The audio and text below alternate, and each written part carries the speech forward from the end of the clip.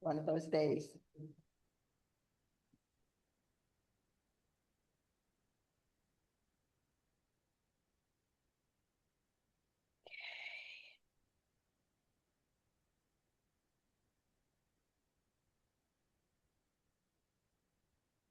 Hundreds of artists across the ages have depicted the three travelers from the East.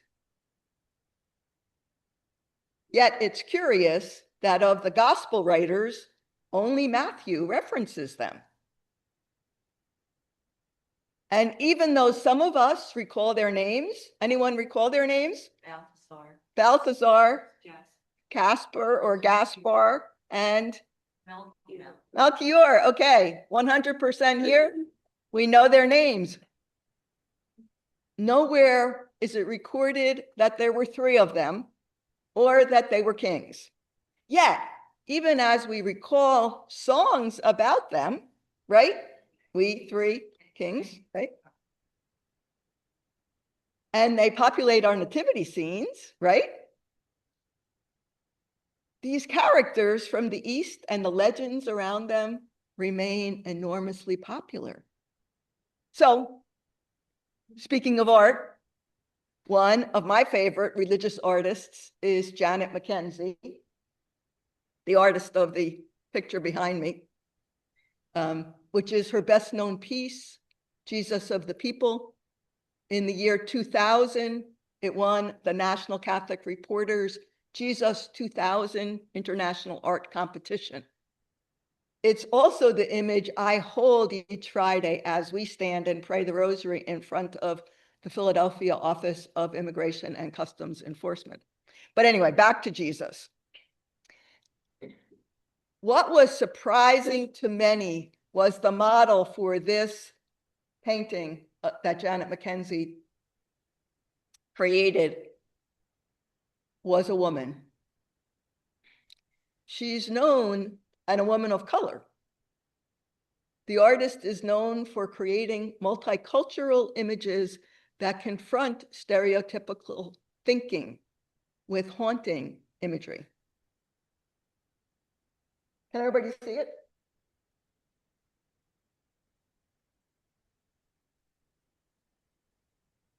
Now, this version actually says, "I was a stranger and you welcomed me." This was a poster that she sells if you want to witness.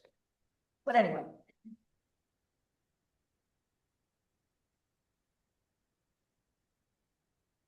In the book, Holiness and the Feminine Spirit, the Art of Janet McKenzie, 28 of Mackenzie's pieces of art that follow the life of Jesus are presented with reflections by writers, many of them whom we know, folks like Joan Chittister, Joyce Rupp, Diana Butler Bass, Elizabeth Johnson. And what I want to do today is highlight a reflection written by Catherine Jefferts Shorey, who served as the first female presiding bishop in the Episcopal Church in the 2006 to 2015 timeframe. And it's the picture, hers is the reflection that accompanies Janet's Epiphany image. And I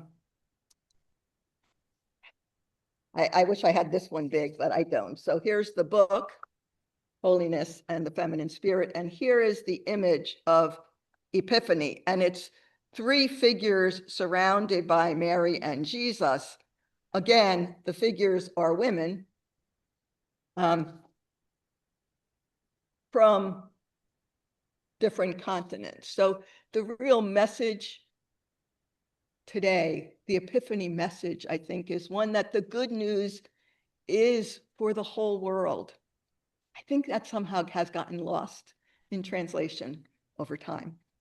So what I wanted to do is share a little bit of Shorey's perspective. So, quote, Epiphany is usually framed as a revelation to the nations, so that the good news of God in human flesh is available to all the people of the earth, not only the people of the nation where Jesus was born. The traditional way of understanding the wise ones who came to pay homage to the baby born in Bethlehem is that there must have been three because they brought three gifts, but also that they represent the known regions of the ancient world, Africa, Asia, and Europe. She goes on to say, what Janet McKenzie has done is to invite us into yet another awareness of what it means that Jesus is born for the whole world. All of humanity is represented by these figures. Yes, women, by whom we all come into the world. This isn't just about the old joke, that three wise men wouldn't have needed to ask for directions and would have brought more useful gifts like a casserole. This is about the ancient wisdom and ministry of women caring for other women as new life is brought into the world. The light of a star offers hope in the twilight, perhaps promise of a coming dawn and certain assurance of enduring God with us, with all of us. So fast forward to what Epiphany invites us to in 2026. The invitation for us today is not just to remember that the glory of God, Jesus, was born thousands of years ago to a refugee family and a corrupt ruler wanted to kill him. Our challenge is to embody the wisdom of Jesus in our chaotic lives, in our homes, in our communities, in our families, in the realities that we live in.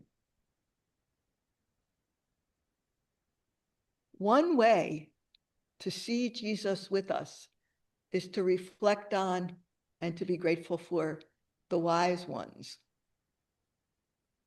the people, living and dead, who illumine our lives as stars to guide us, providing clarity and light, especially as we journey through times of darkness.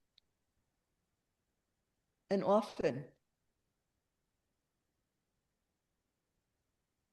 those sparks come in surprising and unexpected ways. So I want to conclude today with Pope Leo's words. Really, me quoting a pope. What's that about? The contrast between dark and light is not only a biblical image describing the labor pains of a new world being born, it's also an experience that unsettles us, affects us amid the trials that we face. In order to overcome darkness, it is necessary to see the light and believe in it. Sometimes, my friends, the star is a metaphor.